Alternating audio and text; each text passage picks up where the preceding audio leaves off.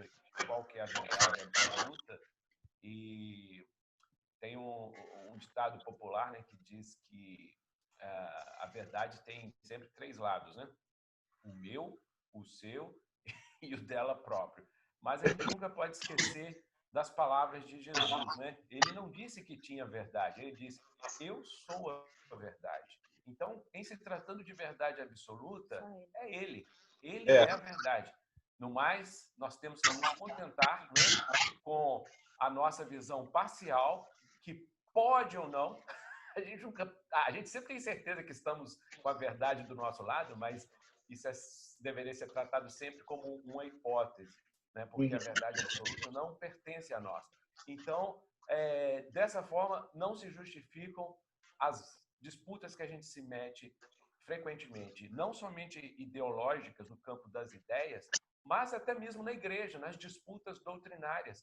O tempo todo nós estamos disputando, brigando, né? E quem conhece a história da igreja sabe que a história da igreja é marcada por disputas doutrinárias intensas, a ponto de algumas delas, eu estou falando da igreja protestante, tá, gente?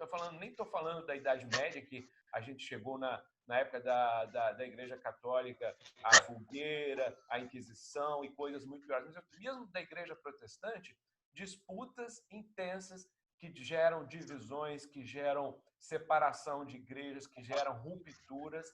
Ou seja, nós devemos estar sempre pensando sobre essa questão da verdade. Isso. E como a gente vem trabalhando, né? O nosso objetivo como cristãos é nós chegarmos à nossa percepção de quem é Deus, né? Quem é Deus para mim, a nossa vida, né? A nossa experiência, a nossa leitura bíblica ou a nossa interpretação bíblica vai dizer quem é Deus para nós. E aí, assim, a gente precisa aprender a respeitar as percepções diferentes da nossa. Acho que esse é o ponto principal. Foi isso que Jesus nos ensinou e é assim que a gente tem que estar tratando os assuntos. E respeitar também a maneira como Deus se revelou ao meu irmão que está lá na igreja presbiteriana, ou a maneira como Deus se revelou ao meu irmão que está lá na igreja assembleiana. E conceber que existem verdades, né? Existem verdades lá que eu não conheço e existem verdades aqui que ele não conhece, né? Então, isso é realmente, acho que é um ponto que a gente tem que entender e crescer nessa perspectiva aí. E assim, uma das coisas que a gente abordou na semana passada foi justamente uma das grandes diferenças. Eu volto a dizer que eu respeito, né? Considero que existem muitas verdades ali dentro da doutrina da predestinação. Existem muitas coisas coerentes, mas exatamente não é a maneira como eu percebo. Eu percebo um Deus que trabalha dentro do livre-arbítrio, mas eu não vou entrar nessa discussão, porque essa discussão foi da semana passada. Se vocês quiserem outro dia a gente trabalhar um pouquinho mais isso, podemos discutir isso. Eu tenho até alguns amigos que são muito queridos, que são da igreja presbiteriana. Eles estavam pensando até uns dias, eu falei, de repente vamos trazer um debate sobre esses assuntos aí, mas não é para hoje. O segundo ponto que é central, né, que eu acho que é importante a gente entender, e está no início de Efésios, que é a questão que está lá no versículo 1:10, né? Fala assim, isso é de convergir em Cristo todas as coisas, as celestiais ou terrenas, na dispensação da plenitude dos tempos. E acredito que esse, com certeza, era um ponto fundamental que Paulo estava querendo trazer nisso. Então, assim, eu queria que a gente discutisse um pouquinho sobre isso. O que quer dizer convergir em Cristo todas as coisas, celestiais ou terrenas? Eu não está falando só dentro da nossa realidade eclesiástica, né? Ou dentro daquela perspectiva do que é sacro, do que é santo e o que não é, né? Ele está falando de convergir em Cristo todas as coisas, celestiais ou terrenas. Então, para a gente começar essa discussão, né, trazer um pouquinho do background, e para mim, particularmente, foi muito importante a gente fazer esse trânsito, né, por Atos, que para mim me deu um pouco mais de estrutura para ler as cartas. Então, o que é a viagem? Então, assim, a gente vê Paulo no final da vida dele, né, nos últimos anos da vida dele, depois de 3 viagens missionárias. A gente percebe Paulo hoje prisioneiro em Roma, preso. Então, é uma questão que pode parecer para a gente controversa, né? Poxa, Paulo pregou em todas as igrejas, pregou em todos os lugares, teve um ministério maravilhoso, fez milagres, etc. Por que hoje Paulo está preso em Roma? Ele não podia estar aqui fazendo mais viagens missionárias, campanha missionária aqui, pregando, né, nas igrejas, mas hoje a gente entende que o objetivo da prisão de Paulo era justamente que essas cartas fossem criadas, para que essas cartas ecoassem, né, através do tempo. E hoje a gente percebe, eu percebo, hoje nós, na Igreja Batista da Praia da Costa ou nas igrejas batistas, enfrentando os mesmos dilemas que aquelas igrejas ali, às quais Paulo endereçou essas cartas, passavam. Então, a discussão que Paulo traz para aquelas igrejas é a mesma discussão que nós precisamos ter aqui hoje, no ano de 2020, no século 21. Então, Paulo estava ali preso para escrever, justamente para escrever essas cartas às igrejas. E uma das coisas que é interessante também quando muitos dos escritos, né, muitos teólogos dizem que essa carta aos Efésios, ela foi uma carta escrita de maneira genérica e que essa parte, né, o primeiro capítulo lá que endereça ela aos Efésios foi uma coisa colocada posteriormente. Ou então que era uma carta genérica que Paulo escreveu às igrejas e quando essa carta ia, por exemplo, para a igreja aos Efésios, colocava-se no título aos Efésios isso. Então, em muitos manuscritos não existe esse título aos Efésios. Então, ela seria como uma carta direcionada a todos, né? Chegando hoje aqui no Brasil, poderia ser carta aos irmãos da Igreja Batista da Praia da Costa, né? Tira os Efésios e coloca os irmãos da Igreja Batista da Praia da Costa. Então, Paulo está ali prisioneiro e a gente entende hoje que realmente era que ele estivesse ali para escrever essas cartas que ecoariam aí por todo o tempo. A igreja sendo perseguida, e a gente viu algumas semanas atrás o rompimento de Paulo com o judaísmo. É um rompimento mais significativo. E qual o problema disso? O problema é que o judaísmo, a gente parar para perceber, ela é a religião mais bem estruturada, a religião mais racional, mais coerente, uma religião que vinha sendo tecida e construída já há 4.000 anos. Então, assim, tudo faz muito sentido, tudo é muito bem amarradinho, tudo. Então, assim, existe ali uma beleza, uma perfeição ali. E como é que você rompe com isso? Como é que você rompe com essa igreja que está tão bem amarrada, tão bem estruturada, tão bem alicerçada, e não só como é que eu rompo com isso, mas para eu tirar alguma coisa, o que eu coloco ali para sustentar essas pessoas que estão ali vivendo essa nova realidade, né? Essa realidade cristã. E eu imagino que na época, talvez até mais do que hoje, havia muita confusão na cabeça das pessoas. E a gente percebe isso nas outras cartas, né? As cartas que são direcionadas mais específicas, por exemplo, a carta aos Coríntios, a gente percebe ali algumas discussões até bem mais fortes, bem mais contundentes em relação a essas discussões.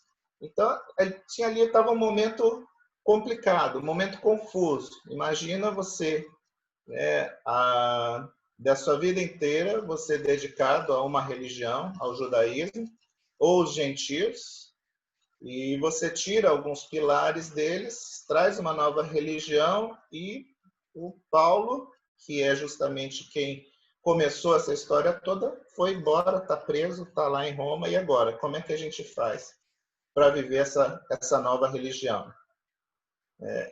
Então, e aí o que eu queria, assim, qual era o pilar principal da igreja judaica na época, né?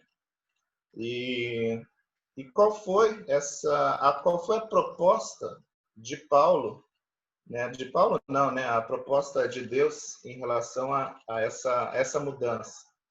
Então, o pilar principal era justamente a lei, né? Os mandamentos de Deus. Eu fico imaginando uma reunião dos judeus, como ela acontecia, quando você tinha dentro um dos pilares principais dessa religião, ali a lei e os mandamentos de Deus.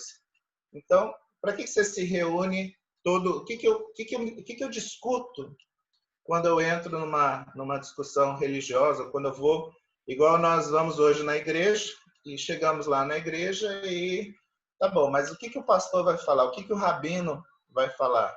O que vai ser o contexto, né? A discussão? Qual vai ser a discussão que nós vamos ter quando nos reunimos em congregação ali?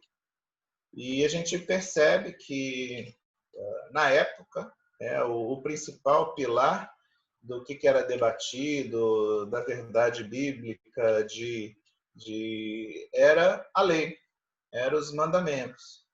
Então, não, e acho que eu já falei isso, né? O que era o jugo, né? Não sei se eu já falei para vocês o que era considerado jugo, quando Jesus fala assim, não, que a gente não pode se prender a um jugo desigual, né? O que quer dizer esse jugo, né? Ou quando Jesus fala, né, que a gente deve tomar sobre nós o jugo dele, que é leve e suave. Se vocês estiverem, vinde a mim, todos os que estáis cansados e oprimidos, né? E tome sobre vós o meu jugo, que o meu jugo é leve, o meu jugo é suave. Então, o que é esse jugo? Na época, você tem os mandamentos, você tem a lei de Deus, e o jugo é justamente como os rabinos interpretavam essas leis. Então, por exemplo, você tem lá no quarto mandamento ali, lembra-te do dia de sábado para santificar. Então, eu falo assim, olha, dia de sábado a gente não pode trabalhar. Então, o que quer dizer santificar o sábado? O dia de santificar o sábado é não trabalhar. Não, mas o que é não trabalhar? Não trabalhar é você não caminhar mais do que 500 metros. Você caminhar mais do que 500 metros, você está trabalhando e aí você não está santificando o sábado. Então, você está quebrando uma... Então, isso era o jugo. O jugo é a maneira como eu interpreto essa passagem e a maneira como eu imponho essa passagem sobre a congregação. E a gente vê justamente o que os rabinos faziam era impor esses mandamentos de uma maneira tão pesada, tão difícil sobre as pessoas, que o evangelho era praticamente impossível de se cumprir. Então, todas as vezes que falar, não farás para ti imagem de escultura e não as adorarás. Então, mas qual é a discussão? Eu não posso, será que eu posso ter uma obra de arte, uma escultura dentro da minha casa? Será que isso é pecado? Será que isso não é? Será que é certo? Poxa, mas Deus falou para não fazer imagem de escultura, né? E não adorar elas. Quer dizer, qual é o centro desse mandamento? Não, o centro do mandamento é fazer, ele não pode fazer imagem. Então, se eu não posso fazer imagem de escultura, eu não posso ter uma escultura dentro da minha casa. Se eu fizer, eu não estou agradando a Deus. Então, essas discussões, né, eram justamente o centro. E a gente percebe que isso vai tornando né, a igreja o quê? Vai tornando a religião, a igreja, o relacionamento com Deus alguma coisa muito opressora. E percebemos também que isso é uma coisa que hoje também acontece, né? Não sei se vocês percebem isso, mas isso é uma coisa que também acontece hoje nos nossos dias, né? A religião, ela é baseada em leis, é baseada em mandamentos. Então, você vê lá, olha, se você não fizer isso, Deus vai fazer isso com você. Se você não entregar o dízimo, né, Deus não vai abençoar você, ou vem um gafanhoto comer toda a sua plantação. Se você trabalhar no sábado, se você não santificar o sábado, se você não for na igreja no domingo, Deus não vai abençoar a sua semana. Pode ser verdade, pode não ser, etc. Mas a verdade é que isso, a partir da graça, a partir da nova perspectiva que está sendo trazida, através de Jesus, o foco deixou de ser esses mandamentos.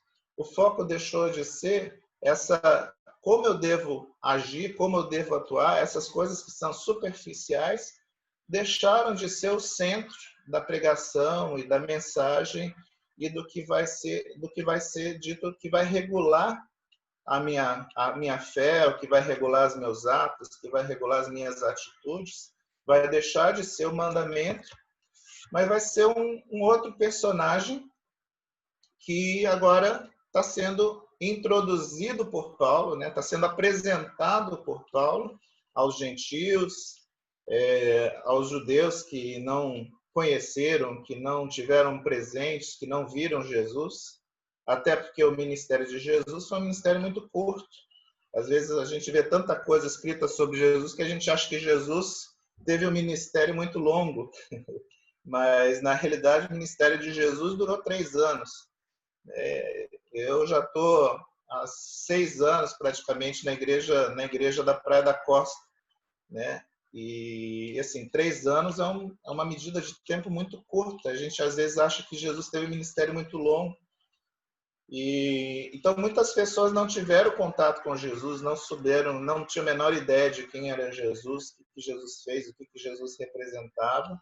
Mas a gente percebe agora Paulo apresentando e contrapondo esse Jesus, esse Messias, a 4.000 anos de história. É uma igreja que está alicerçada, baseada numa tradição milenar. E Jesus, que viveu aqui 3 anos só entre nós, apresenta uma nova perspectiva, uma nova leitura, uma nova interpretação, uma nova visão de graça, de vida, de mandamentos, de relação com esses mandamentos. E agora eu preciso ressignificar tudo que eu acreditava, tudo que eu via, tudo que eu entendia, por uma perspectiva nova de Jesus. Então imagina, né, o quanto isso era complicado na cabeça das pessoas. Hoje ainda no nosso meio ainda causa uma certa confusão, mas era isso que a carta aos Efésios estava tentando fazer. E olha que complicado. Vou complicar um pouquinho mais a cabeça de vocês. Ricardo, se você me permite só um comentário, né? Tem um vídeo interessante no YouTube de uma pessoa que saiu pelas ruas de cidades em Israel, como Tel Aviv, né? Fazendo a seguinte pergunta às pessoas que estavam nos barzinhos, andando em diversos lugares, né? Sobre o significado, como que eles entendiam o Jesus e o cristianismo. E muitas das respostas deles eram no sentido de que o cristianismo é um engano, né? Porque eles têm uma tradição, né? O judaísmo é uma religião muito antiga, uma religião milenar. Então, muitas das respostas eram se baseando justamente nessa tradição. Eles põem a confiança deles, né? Falam, olha, a nossa crença é mais segura, é mais confiável, porque, afinal de contas, nós estamos falando de muitos milhares de anos, né? E é interessante também porque quando a gente procura a palavra religião no Novo Testamento, ela praticamente não existe. A palavra religião no Novo Testamento, ela aparece 4 vezes. E eu tive a curiosidade já certa vez de ler o contexto dessas 4 vezes em que a palavra religião aparece. E sempre se referindo à religião no sentido do Velho Testamento, da religião judaica, dos ritos, das regras, das leis, dos podes e não podes. Ou seja, uma religião é isso mesmo, é um conjunto, né, de regras, rituais estabelecidos, de coisas nesse sentido. E quando a gente vê Jesus, nos seus 3 anos de ministério, arrancando tudo isso fora, dizendo não precisa de nada disso, quebrando todo o sistema, as tradições, as roupas, os hábitos, né, as práticas, até mesmo os templos, porque os judeus se reuniam sempre nas sinagogas e as sinagogas, enquanto construção, era parte fundamental do processo religioso. E Jesus fez o ministério dele basicamente onde? Não que ele não tenha também entrado em sinagogas, até mesmo no templo, mas a maior parte do ministério de Jesus foi aonde? Qualquer lugar. Não tinha lugar. Podia ser na rua, podia ser na praia, podia ser dentro de um barco, podia ser nas casas. Então, a gente às vezes se pergunta, e eu sei que essa é uma discussão que incomoda algumas pessoas até nos dias de hoje, Jesus, de fato, trouxe uma nova religião? Isso que a fé cristã é uma nova religião? Foi isso que Jesus veio estabelecer, né? Na verdade, a gente vê agora, com esse processo da epidemia e do confinamento, que a igreja está nos lares. Sem as celebrações, sem os batismos tradicionais, sem a ceia, né? E se for uma igreja católica, que é mais cheia de ritos, ela também está nas casas. Então a gente vê o seguinte, que a igreja são as pessoas, né? A igreja de fato são as pessoas. E quando Jesus disse, estabelecerei a minha igreja, ele não usou no grego a palavra religião. No original grego ele usou a palavra eclesia, e eclesia significa apenas o quê? Uma comunhão, um ajuntamento de pessoas. Estabelecerei a minha comunhão, a minha assembleia, o meu ajuntamento de pessoas. Tá? É só para a gente fazer esse comentário, porque você falando aí, né, da simplificação, que a quebra de todas essas restrições e esses mandamentos, né, trouxe, a gente percebe um paradoxo entre quando o judeu fala, olha, nós temos um conjunto de doutrinas, de fé, mais confiável, porque é mais tradicional, mais antigo, mas na verdade, a gente percebe que Jesus ele trouxe um patamar superior.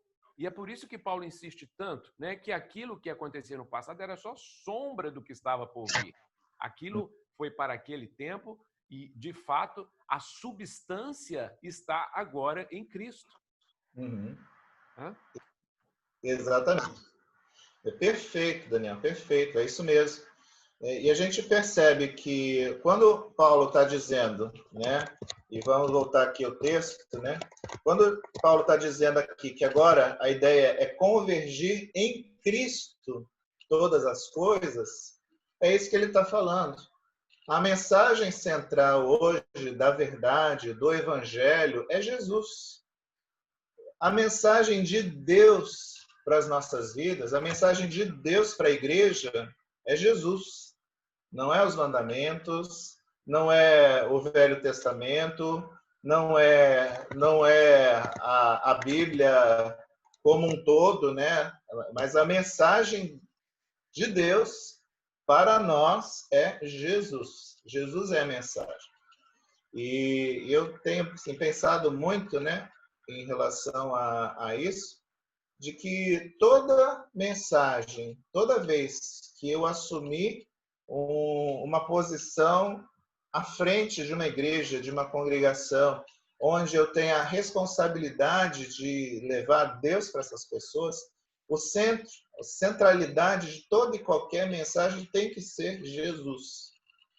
Porque eu vejo hoje muitas pessoas, né, muitos profetas, muitas pessoas pregando mensagens que absolutamente a gente não percebe Jesus no centro delas. Tem muito pastor hoje que é muito querido em geral, mas o centro da mensagem, muitas vezes, você vê que é um coaching, uma autoajuda, você pode, você isso. E a gente percebe muitas vezes o esvaziamento desse centro da mensagem que é Jesus. Você quer falar qualquer coisa, qualquer assunto, quer pregar o evangelho, o centro dessa mensagem, e é o que Paulo está dizendo para a gente, tem que ser Jesus. Porque Jesus, ele é o caminho. Jesus, ele é a verdade. Jesus é a vida. Fora de Jesus não existe nenhum caminho. Fora de Jesus não existe nenhuma verdade. Se aquela verdade não estiver convergindo com Jesus, não é verdade. Se Jesus não convergir nessa que está sendo pregado, não é verdade. Se Jesus não estiver convergindo no que está sendo pregado, não é vida. Então, o que Paulo está dizendo é isso. Todas as coisas agora, tudo aquilo que a gente pregava, se aquelas coisas não estiverem convergindo e caminhando em direção a Jesus, não é evangelho, não é graça, não é o que Deus tem para as nossas vidas. O centro de toda e qualquer mensagem absolutamente tem que ser Jesus. E aí, mas isso acaba criando uma outra discussão que eu acho que é importante aqui a gente também trazer, que é o seguinte, é o que o Daniel falou ali, esboçou um pouquinho quando ele falou, mas e aí, o que eu posso fazer, o que eu não posso fazer, né? Se eu tiro a lei e os mandamentos do foco da religião, se eu tiro do centro da religião as práticas, né? O que eu posso fazer, o que eu não posso fazer, como me portar, como não me portar, etc. Então, e aí, como é que eu crio a minha relação com Deus se eu não tenho muito claro o que eu posso, o que eu não posso fazer, e se eu tiro do centro dessa discussão o pecado, né? Porque o pecado é um ponto importante da gente entender. Então, se eu tiro, e Paulo faz isso várias vezes, eu acho interessante, né, que o Paulo tira o pecado da questão. Fala, o problema não é mais o pecado, né? Mas então, e o que é o problema então? Como é que eu vou resolver? Se eu tiro o pecado do centro do cenário dessa discussão, como é que eu vou saber como me portar, o que fazer, etc. Então, e aí Paulo vai trazer justamente a base a essa questão, né? O que é o pecado? E eu tenho visto aí eu gosto muito do Philip Yancey, né? Então acho que você já deve ter visto. Tem vários materiais dele Mas antes disso até, né, deixa eu voltar aqui. A gente vê que Jesus, por exemplo, ele usa em alguns momentos. Vocês lembram alguns momentos em que Jesus faz uma releitura dos mandamentos? Só para a gente introduzir o próximo assunto. Alguém dá algum exemplo aí? Nos discursos de Jesus, uma releitura desses mandamentos? Alguém lembra? Sim, não? Não entendi a pergunta. Lembra que Jesus, quando ele estava ali pregando, quando ele estava conversando com os fariseus, ele fala assim, olha, vocês leram que está escrito, não matarás. Mas aí Jesus fala, mas se você disser para algum irmão seu raca, você já matou o seu irmão. Né? E ele fala assim, não adulterarás. Mas aí Jesus fala assim, olha, mas se você olhar para a mulher do teu próximo com desejo, no seu coração você já adulterou com ela. Então é interessante que Jesus ele é o fim da lei é Cristo, mas ele dá alguns exemplos que parece que estão utilizando a lei como uma base para sustentar o discurso dele. E aí, o que eu queria trazer para você, que eu queria trazer em relação a isso é justamente isso. E o Philip Yancey, ele traz uma verdade que eu achei muito interessante. Ele fala assim, ele falou, o pecado é a maneira como Deus nos protege de nos ferirmos ou destruirmos a nós mesmos. E eu pensei muito nisso, pensei muito sobre isso, e eu cheguei à conclusão de que tem muita verdade nisso aí. O que eu quero dizer por isso. É o seguinte, você está sofrendo? Tem alguma coisa doendo em você? Você está passando por alguma dor nesse momento? Seja essa dor uma angústia, seja essa dor uma perda, seja essa dor um ferimento, seja essa dor... Todas as dores que nós enfrentamos hoje são consequências de pecado. Não sei se você já parou para pensar nisso. Né? Todas as dores são consequências de pecado, talvez não suas, talvez de uma outra pessoa. Né? Um ladrão que rouba, ele causa dor. Uma pessoa que adultera, ela causa dor e na família, na pessoa que adulterou, nas consequências. Toda a dor, ela é consequência de pecado. Às vezes, uma dor que eu enfrento, uma ansiosidade que eu enfrento, é a consequência de eu não conseguir entregar todos os meus caminhos a Deus e acreditar de que Deus está no controle de todas as coisas e que todas as coisas cooperam para o bem, de que no fim tudo vai dar certo. Então, todas as dores que nós enfrentamos, todas as dores que nós passamos, elas são consequências de pecados, coisas que eu tenho que administrar na minha vida, que eu tenho que administrar no meu pensamento, coisas que eu tenho que ressignificar na minha vida, para que eu possa caminhar mais longe do pecado. E o Philip Yancey, ele fez um livro junto com o Dr. Paul Brandt. Não sei se vocês já ouviram falar. Se já ouviram falar, dá um joinha aí. Se não ouviram falar, dá um... Não, nunca ouviram falar. Obrigado, Silvano. E o Paul Brandt, ele é um médico brilhante, foi, né? Já falecido. Um médico brilhante, uma pessoa assim com competências e capacidades para ser um Nobel, mas ele dedicou a vida toda dele a tratar de pessoas leprosas num país, né, subdesenvolvido. Não sei se foi Índia, não me lembro qual foi o país, mas um país bem pobre, bem desprovido de condições. E o foco de todo o estudo dele era a lepra. E uma das coisas que é muito interessante é que ele chegou à conclusão, porque normalmente quando nós pensamos nos leprosos, a gente pensa naquelas pessoas que estão perdendo o dedo, que estão ficando cegas, que estão perdendo partes do corpo. E o diagnóstico do que Paul Brandt fez é que a lepra, ela nada mais é do que uma dessensibilização do corpo. Então você passa a não sentir mais dor nos dedos. Então, o fato de que você passa a não sentir mais a dor nos dedos, você começa a não ter mais cuidado com ele. E aí você começa a bater, ele fere, e você não trata aquela ferida, e aquilo ali vai causando uma gangrena, aquilo ali vai causando uma perda, e aos poucos a pessoa vai perdendo, não porque a doença consumiu, mas porque a falta da sensibilidade, a falta da dor vai fazendo com que aquele membro seja, aos poucos, sendo... por exemplo, as pessoas leprosas, elas têm muito problema de cegueira. Então, ele falou, olha, não é que como o olho está não sensível à dor, ele para de piscar. Então, a pessoa pode ficar um dia inteiro sem piscar. E aí isso resseca as pálpebras, resseca as vistas, e ele vai perdendo a visão, vai perdendo os olhos por falta de lubrificação.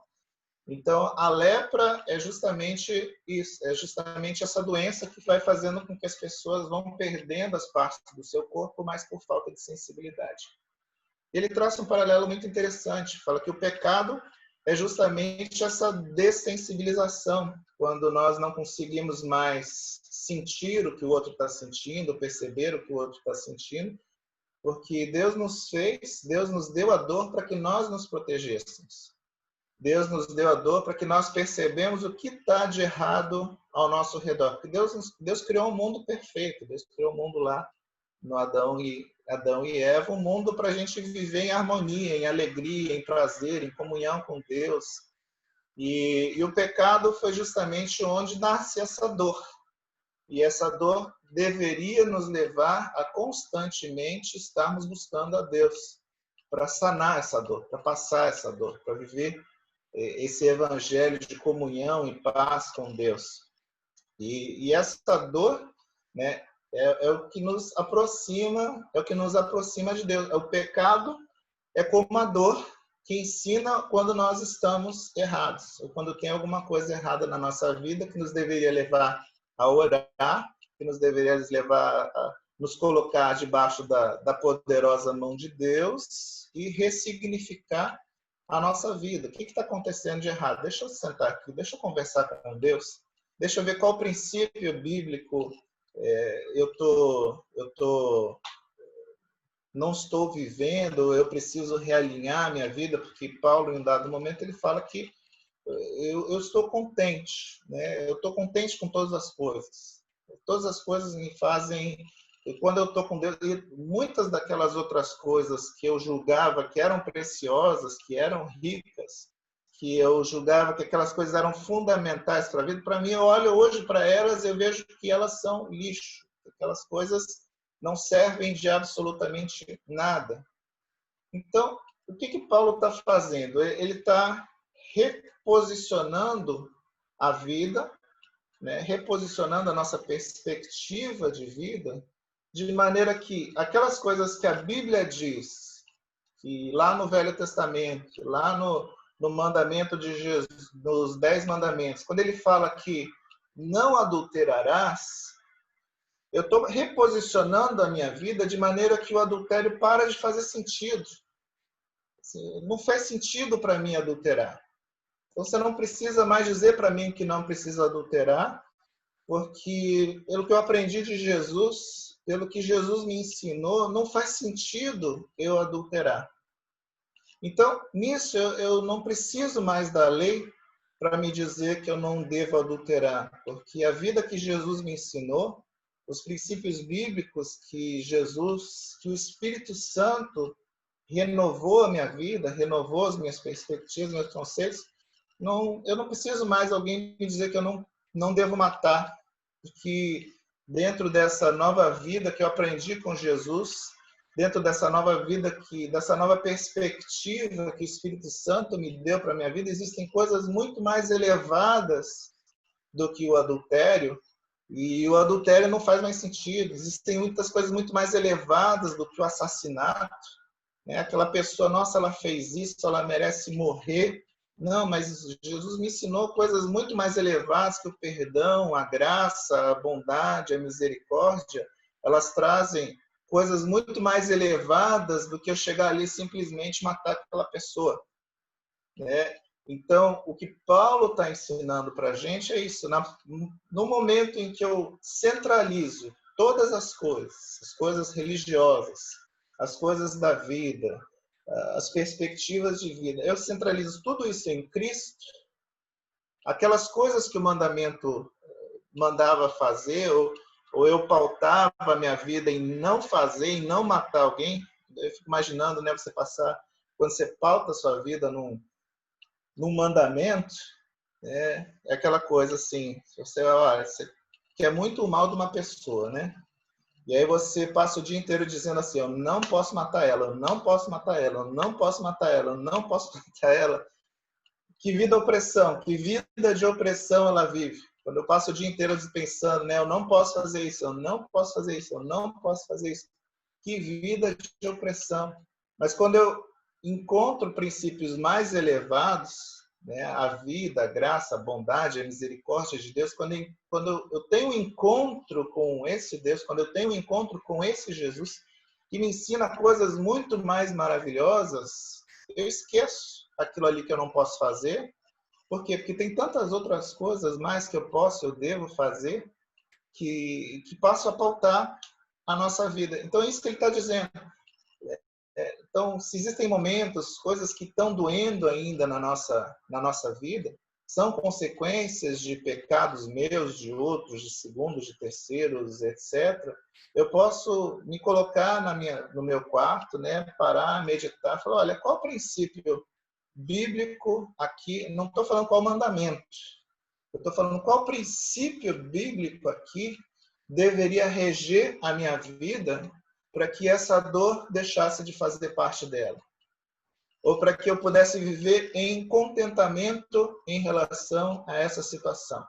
Eu possa viver contente e entender que dentro mesmo dessa situação de dor que eu estou enfrentando, né, isso aqui está realmente trazendo outras coisas, outros crescimentos, e isso aqui efetivamente vai trazer um crescimento, e Deus tem coisas maiores para a nossa vida em relação a isso aqui que eu estou sofrendo. Então, pode falar. Eu estava... Essa frase do Philip Yancey, né? Pecado é a forma de Deus nos protegermos, né? Quase que de nós mesmos.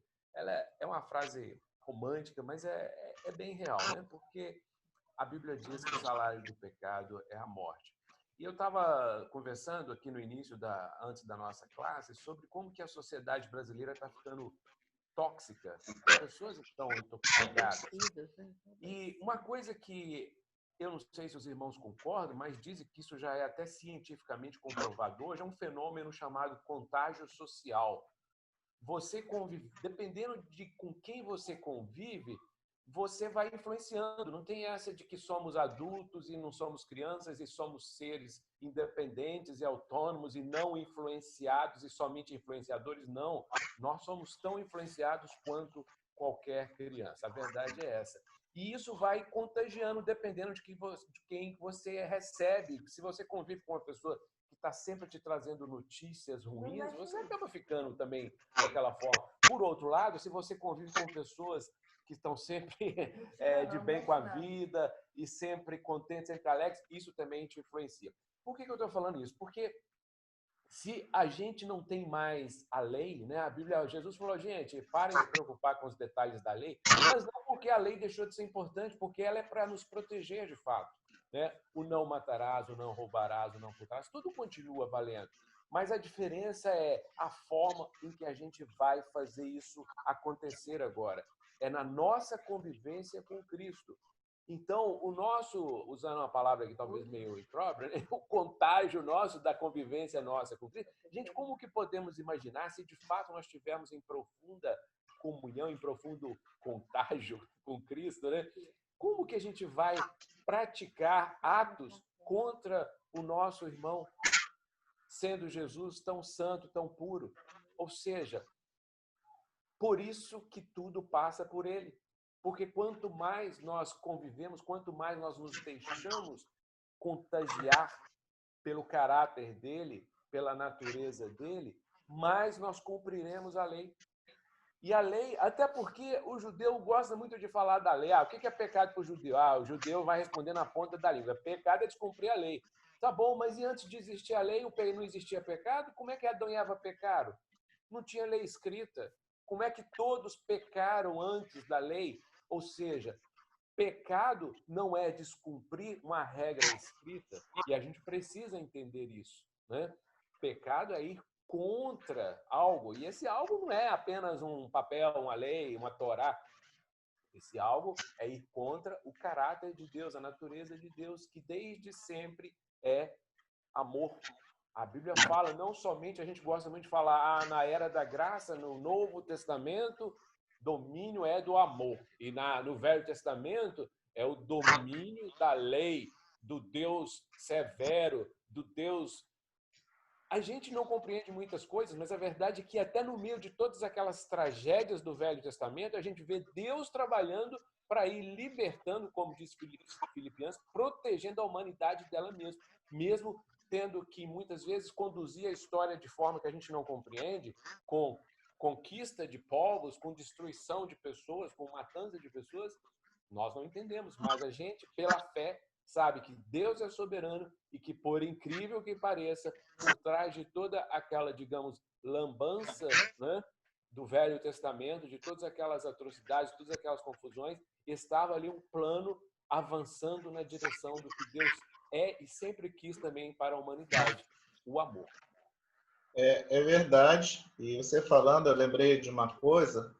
O pecado, ele é o sintoma último, né? Por isso que o pecado, Paulo está falando, o pecado não é o problema.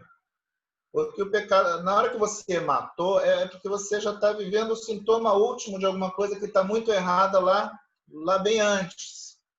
Né? É como a dor de cabeça, né? O pecado é aquela dor de cabeça. Mas o problema não é a dor de cabeça, o problema é o tumor no cérebro que tá muito antes. E que se você não trabalhar o tumor, você vai viver essa dor o tempo todo. O que Jesus está fazendo, olha, a gente tem que eliminar a doença, nós não temos que eliminar os sintomas. Né? O pecado é o sintoma. Mas o que Jesus está falando, Jesus está curando a vida, Jesus está curando o corpo para que os sintomas saiam, para que os sintomas desapareçam. A partir do momento que você cura a doença, você não tem mais os sintomas. Né? E aí o Espírito Santo ele está justamente trabalhando nisso, em curar a doença da humanidade, que é a falta de Jesus, é a falta da graça, a falta de Deus. E a partir do momento que, né, lógico, vamos falar aqui em utopia, todos sejamos curados por Deus, pela graça de Deus, pela bondade, pela misericórdia de Deus, o pecado some, não existiria mais pecado. Não existiria mais pecado. E é o que Paulo está tentando ensinar. O centro de todas as coisas é Jesus. Quando a gente aprender a colocar Jesus no centro de todas as coisas, tem algumas coisas que eu queria falar, mas nosso tempo já está terminando. E eu vou trazer aqui um último pensamento de John Stott, e eu achei muito interessante também. Ele fala o seguinte, que a mente cristã é aquela que pensa todas as coisas através de uma perspectiva cristã. Não é aquela mente que sabe todos os versículos, mas é aquela mente que conhece a perspectiva cristã por trás de todos os versículos. É a mente que absorveu as verdades e pressupostos bíblicos de maneira tão profunda que é capaz de julgar todas as coisas por uma perspectiva divina. E eu achei muito interessante isso, porque a leitura bíblica, a leitura da lei, muitas vezes, ela é muito dura. Se a gente não conseguir, como Jesus fez, reinterpretar a lei, reinterpretar através de uma perspectiva divina, de uma perspectiva de por que Deus criou aquilo, e de que a lei ela não foi criada para punir os homens, ela não foi criada para criar uma vida mais chata, criar uma vida cheia de regras. Não, a lei ela foi criada com base na graça. A graça existe desde o início dos tempos. Desde Adão e Eva, e ela permaneceu. E a gente tem que reinterpretar e rever, reler tudo que Deus nos ensinou, todas as escrituras, do Velho Testamento, do Novo Testamento, não por uma perspectiva de julgar, não por uma perspectiva de oprimir, não por uma perspectiva de forçar as pessoas, mas vamos ler todas as coisas por uma perspectiva da graça. Deus é bom o tempo todo, a misericórdia de Deus é boa e é perfeita o tempo todo. Eu vejo isso com os meus filhos, eu tenho esses momentos de quarentena, as crianças trancadas dentro de casa o tempo todo, e a gente muitas vezes tem que ressignificar muita coisa. Né? E esses dias eu estava pensando assim, muitas vezes eu fico tentando me adaptar a eles, né? Para criar um ambiente mais agradável a eles, mais favorável a eles se sintam mais. Mas o que eu lembro é o seguinte: a vida não vai se adaptar a eles. Na hora que eles saírem aqui de casa, as pessoas, a sociedade não vai se adaptar a eles. Então, os meus filhos precisam aprender a se adaptar a mim, eles precisam aprender a se adaptar a essa rotina, às nossas limitações. Não dá para ter todos os brinquedos, não dá para fazer tudo que quer, não dá para fazer toda a bagunça, que eles precisam se adaptar a criar um ambiente melhor para nós. Não sou eu só que tenho que criar um ambiente melhor para eles. E é isso que Deus está fazendo o tempo todo. Então, quando eu quando eu os corrijo, quando eu sou mais duro com eles, é porque a vida também vai ser dura com eles.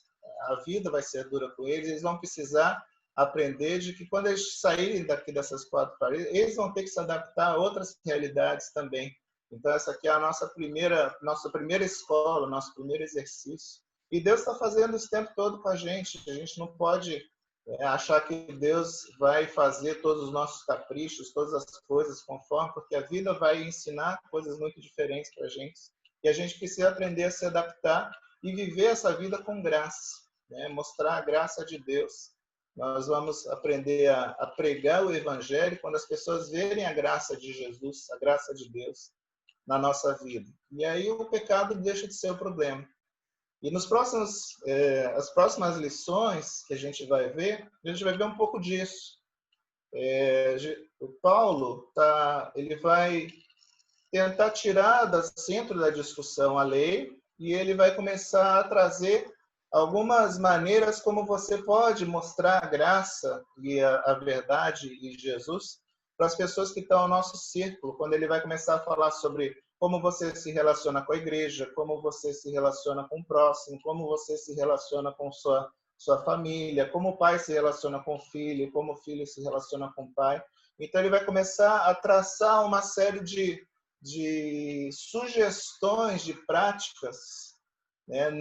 Ele não traz isso mais agora como um peso de lei e de ordem, mas como sugestões de prática para que a gente possa refletir nos nossos relacionamentos, na nossa vida com o nosso próximo, essa graça de Deus. Mas agora não como uma lei, mas para que a gente entenda como esse relacionamento deve acontecer. Então, cenas dos próximos capítulos aí. Eu abro aí para quem quiser, hoje acho que a gente tem mais uns tempinhos aí, eu abro aí quem quiser trazer mais alguma consideração, né? Fica aberto o microfone aí a todos. Ei, Ricardo, obrigado pela maravilhosa classe. Só queria que você pudesse voltar naquele slide da frase do Philip, né? Ah, sim. Que aquilo ficou meio martelando na minha cabeça aqui. A tela aqui? Isso, essa daí.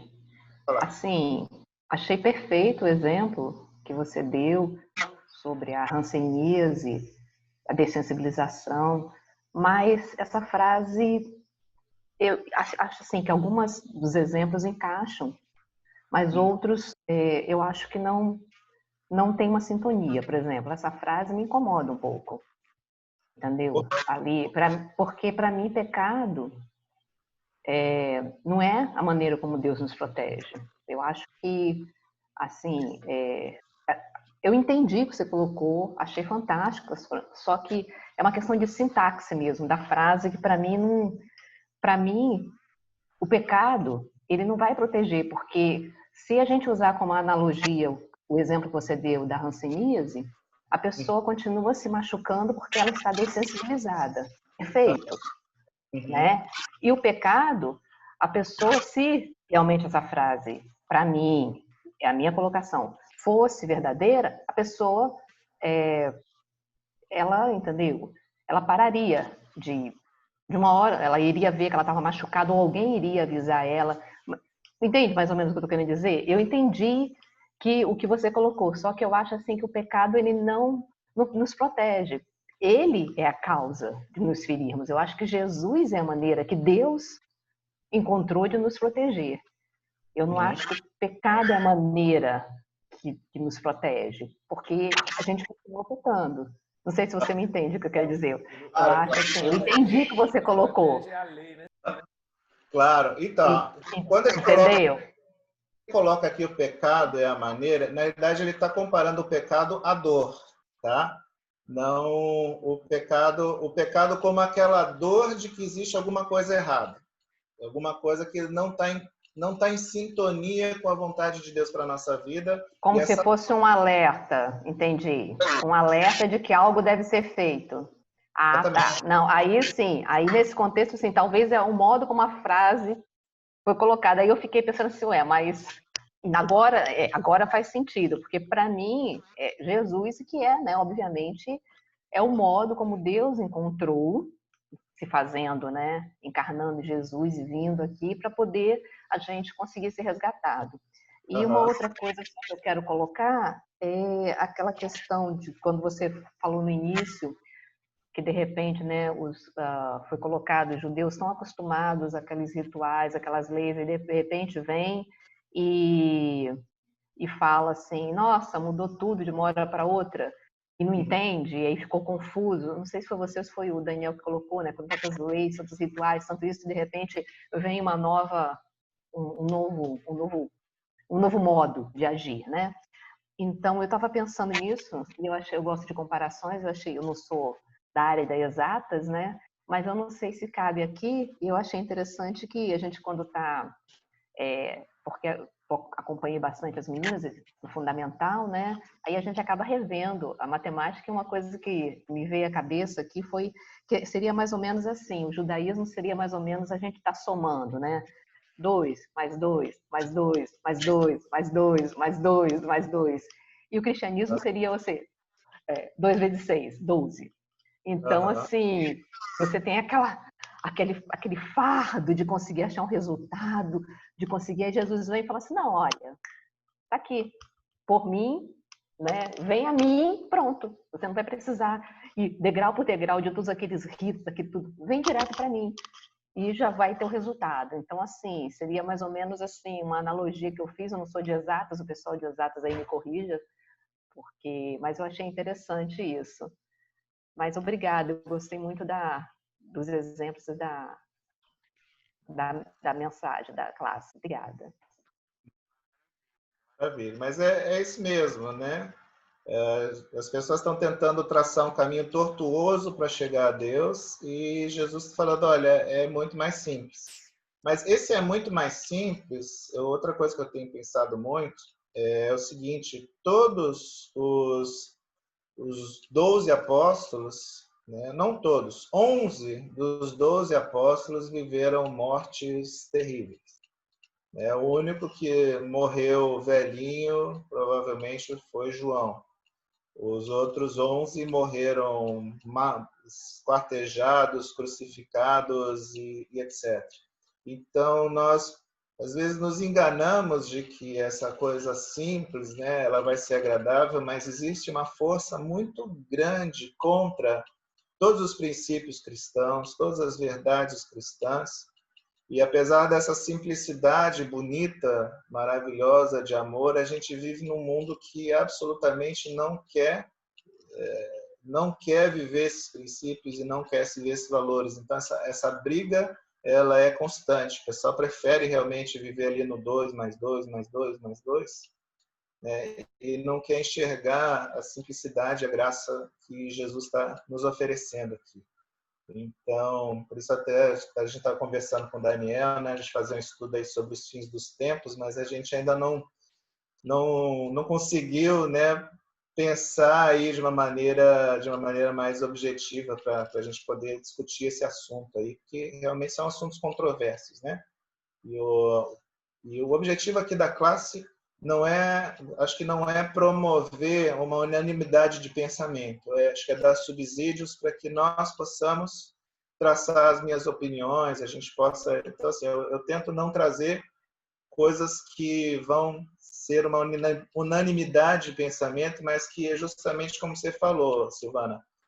Eu acho que não é bem assim, né? Eu queria discutir isso melhor, e a gente repensar isso, né? E eu acho muito positivo isso. O nosso objetivo como classe é abrir esse debate, é saber que existem outras perspectivas, existem outras maneiras de perceber, e conseguir olhar por essas maneiras e aí solidificar aquilo que eu acredito, que eu penso, né? Então, assim, opiniões diversas são sempre bem-vindas, sempre boas para serem discutidas, debatidas e, ultimamente, serem respeitadas, né? E a gente conseguir conviver com isso aí.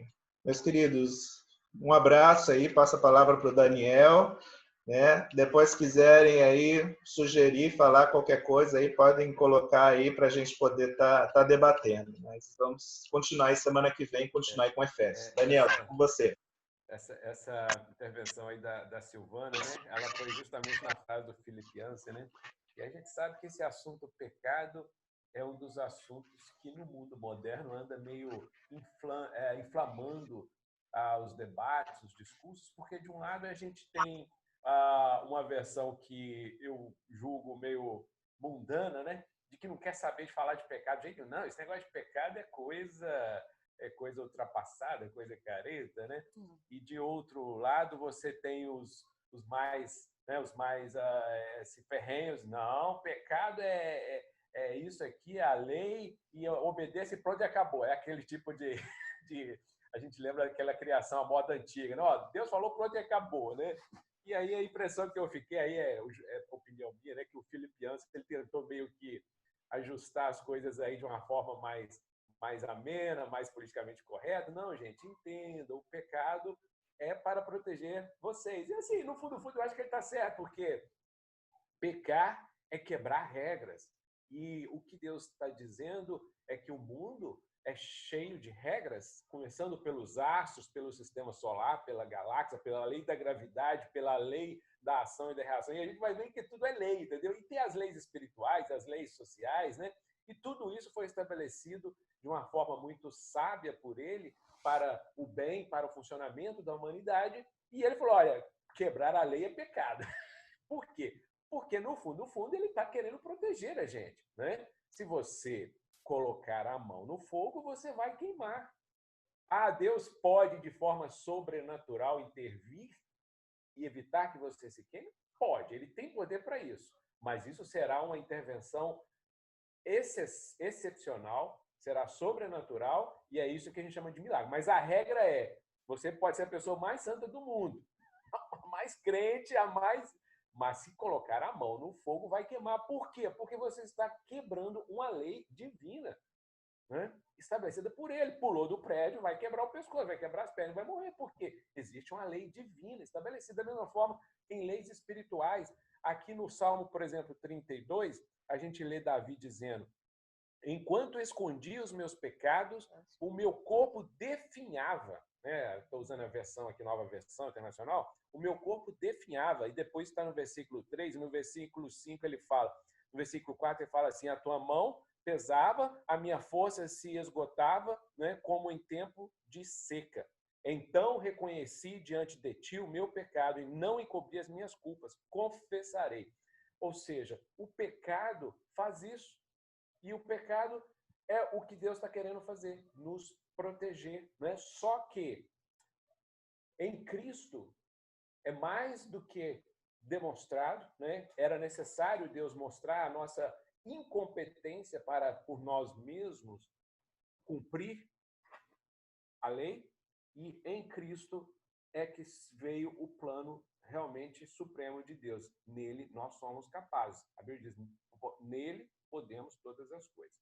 Amém? Gente, só para encerrar duas coisas. O pastor Juma teve que sair, ele avisou que teria que sair.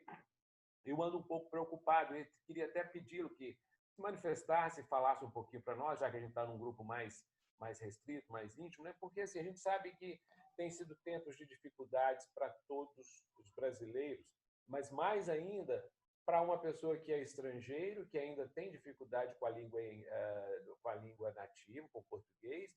E a gente sabe que a Irene, por exemplo, a Irene está no estágio de português ainda bem inferior ao do pastor Juma, né? Com 5 filhos. Então, me preocupa um pouco, queria que ele falasse, mas infelizmente ele teve que sair. Mas assim, eu vou ver se a gente consegue conversar um pouco mais, porque todos nós temos as nossas dificuldades, mas é possível que ele talvez esteja precisando, né, do nosso apoio e, né, quem sabe, no mínimo, das nossas intensificação aí de oração. Amém? Então, só lembrando, antes da gente encerrar, uma vez mais, né, a campanha de missões mundiais, e eu esqueci de mencionar o seguinte, o pastor Evaldo designou uma conta bancária específica para as ofertas, tá? Eu vou divulgá-lo depois no grupo WhatsApp nosso, para que quando vocês forem transferir a oferta de missões, o façam por essa conta específica. Amém?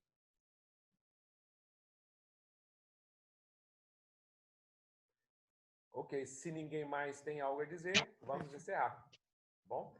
Então. Eu vou pedir o Elvésio que nos despeça na oração, ele que falou tanto hoje, né? Ficou tão falante.